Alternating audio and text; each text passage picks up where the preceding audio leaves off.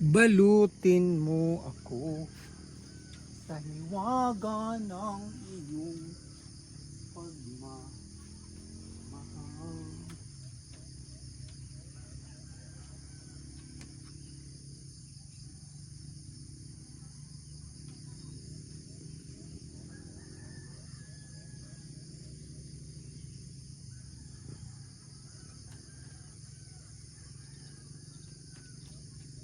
Nagtatakang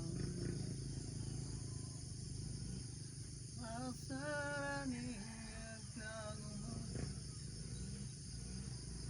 ko'y mga bituing walang saklit mo. Good morning! Nag-ano man og-us-us akong camera eh. Morning! And today is another morning in the Bukid. And today is Thursday. Thursday na today. Hinihintay ko lang na matap yung aming tubig doon sa bagong bahay kubo. Tubig na lang ang kulang. At ipa-follow up ko ngayon kay Levi kung kailan matap yung tubig para on the go na. Diba? And yes, malamig pa rin kaya balot na balot ako at kailangan nating balutin ang ating sarili kasi ibang iba na talaga ang aking katawan dahil ang dami ko nang iniindang sakit-sakit dahil doon sa mga pilay. Yan, dahil sa pilay na yun at talagang yun yung nagpalala sa sitwasyon ko ngayon. Buti na lang ay talagang naisip ko na kailangan tingnan kung ano talaga ang ugat ng aking mga dinadamdam ngayon dahil sa pilay. At minsan masasabi natin na ang kagandahan ng lugar na ito ay may nakakubling hindi magandang pangyayari sa aking buhay. But then again, gano'n naman talaga day. Kailangan lang natin kalimutan ang mga ganong pangyayari. So, maganda dito day. Kaso lang, may nangyayari sa akin dati na hindi maganda. At ayan, hindi na lang natin isipin yon. Nagdaming fog. Oh. Kita niyo? Oh, kita niyo no? Kasi nagbibideo ako day. So yan yung dahilan talaga bakit pag may mga fog na ganyan, ibig sabihin malamig talaga ang isang lugar. Ayan no? Ang ganda ng fog.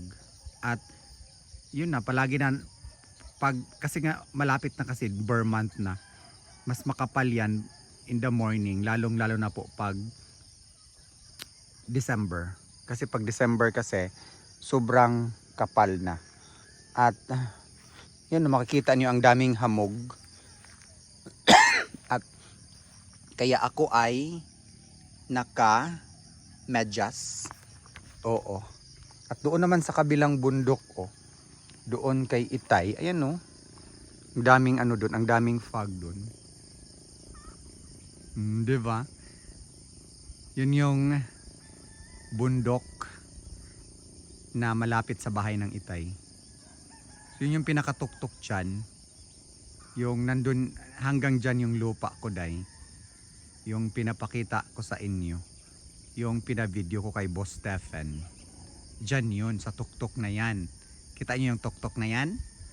Yan. So, ang daming nagliparan na mga ibon. Tapos, pag iikot mo yung camera dito naman, malapit sa amin, so yan naman yung makikita mo, day. Mga fog pa more.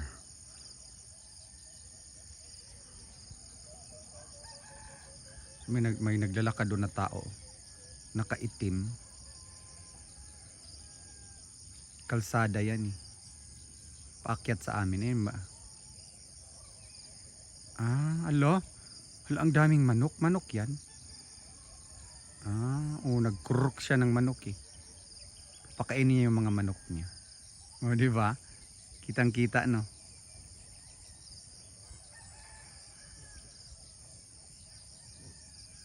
So, ayan. Okay, so balik tayo sa ating explanation galore. So, dito sa bukid namin talaga dahil maganda.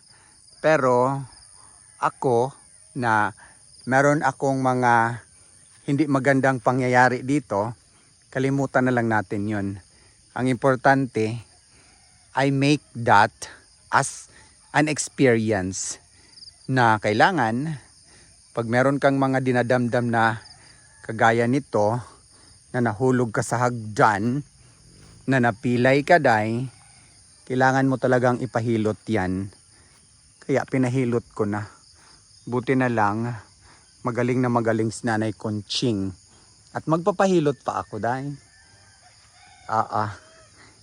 Ipapamintain ko na to kay Nanay Conching. If meron akong mga dinadamdam, if meron akong mga hindi magandang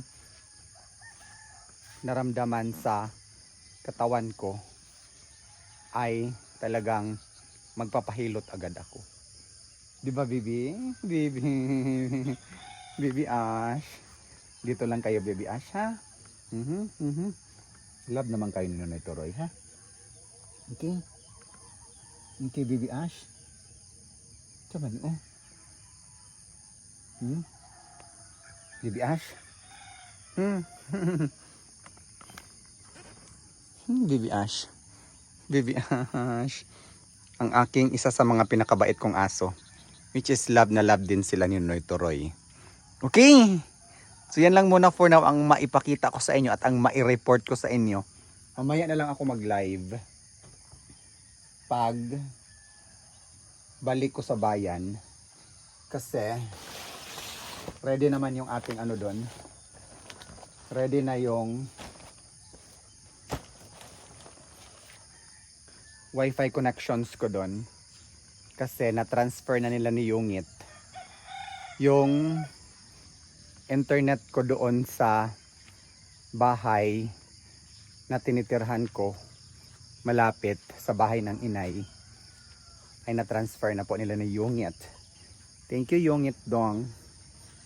So pagdating ko doon sa bago kong bahay kubo ay of course on the go pa rin tayo sa ating mga updates sa ating buhay-buhay, kung ano ang ating nakasanayan. So dito, si Buka ay nandyan pa sa loob kasi talagang hindi niya ako tinatantanan. Talagang na-feel niya na talagang aalis na si Mami. At si Mami ay babalik pa naman si Mami. At alam niya ni Bukatech na babalik pa ako. Of course, walang iwanan Bukatech.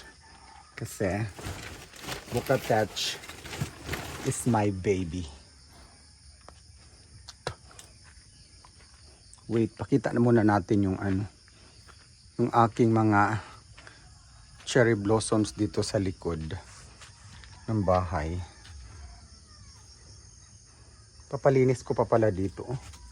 Kasi ayaw ko na may makalat dito na mga plastic. Meron ako nakikita ng mga plastic. Kailangan yan. Kailangan ay ipapapulot. Papalagay ko sa isang container. Kasi pangit tingnan pag may mga plastic na nakaano dyan. Kasi yung plastic na yan, kailangan kailangan i-dispose yan sa tamang kalagyan.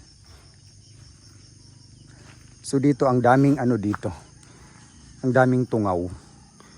Kaya si Mother ayaw niyang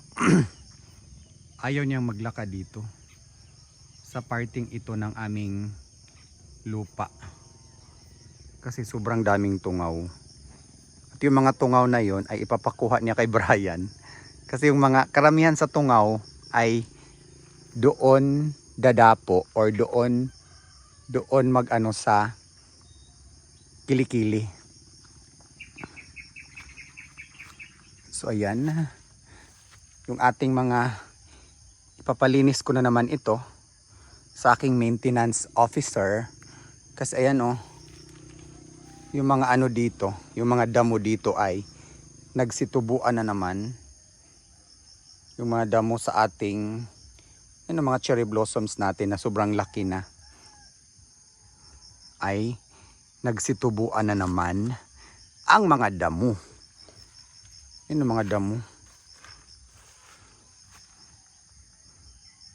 So yan lang ang update ko sa inyo for this morning habang hindi pa na-install yung tubig doon sa bagong bahay kubo. Kasi as long as na-install na yon, automatic ano na kami doon, larga bula na kami doon sa bayan. So magluto muna ako ng aking breakfast, no? Para makainom na tayo ng gamot at para magsimula na akong tatapusin ko na yung aking pagbalot sa mga kailangang dalhin pabalik doon sa bayan. Bayan ko, binihag ka, nasadlak sa dusa. So yung pinatanim ko na oregano kay Boss Stephen dito ay malalaki na sila, day. Ayan, no? This is oregano. Di ba? And then nagpatanim din ako dyan ng tanglad. Pero ewan ko ba bakit ang tagal na niyang tinanim yan, hindi pa rin lumalaki. Siguro nangangailangan ng i-cultivate. Pero ang mga oregano, ayan, no? Malalaki na. Okay.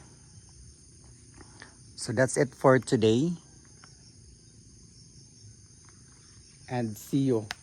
So ayan po, doon na lang po ako mag-live, ha? Pag balik namin sa bayan. Kasi malapit na kaming bumalik doon.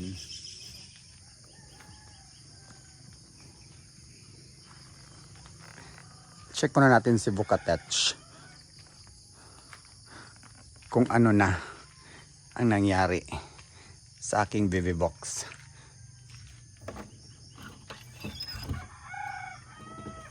Tingnan nyo. Tulog na tulog pa day. Good morning, baby box. How are you today? Di ba? Tulog ka. Sige, tulog muna. Okay. Mommy will be cooking my food. And Boka is sleeping.